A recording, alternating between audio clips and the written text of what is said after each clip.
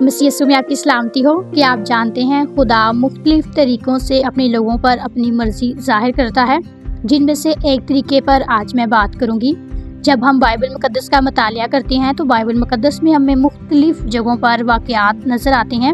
جس میں خدا اپنے لوگوں سے خوابوں کے ذریعہ سے اپنی مرضی ظاہر کرتا ہے اور ان سے ہم کلام ہوتا ہے۔ نئے عہد نامے میں مقدس یوسف جس کے ساتھ خدا نے خوابوں کے ذریعہ سے 4 بار اپنی مرضی ظاہر کی۔ پہلی مرتبہ جب یوسف مریم کے بارے میں سوچ رہا تھا تو خدا نے خواب میں دکھائی دے کر یوسف سے مریم کی پاکیزگی کے متعلق بتایا کہ تو اپنی بیوی کو اپنے ہاں لے آنے سے نہ ڈر، کیونکہ جو کچھ اس کے پیٹ میں ہے وہ روح القدس کی قدرت سے ہے۔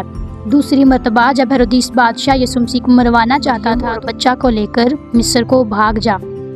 تیسری بار جب ہیرودیس بادشاہ مر گیا تو خدا نے خواب میں یوسف کو دکھائی دے کر کہا کہ اپنے ملک کو واپس لوٹ جا، اور چوتھی بار خواب میں یوسف کو دکھائی دے کر کہا کہ وہ ناصرت کے علاقے میں اپنے خاندان کے ہمراہ جا بسے۔ اس کے بعد ہمیں مجوسیوں کا ذکر ملتا ہے جن کو خدا نے خواب میں دکھائی دے کر کہا کہ وہ دوسرے راستے سے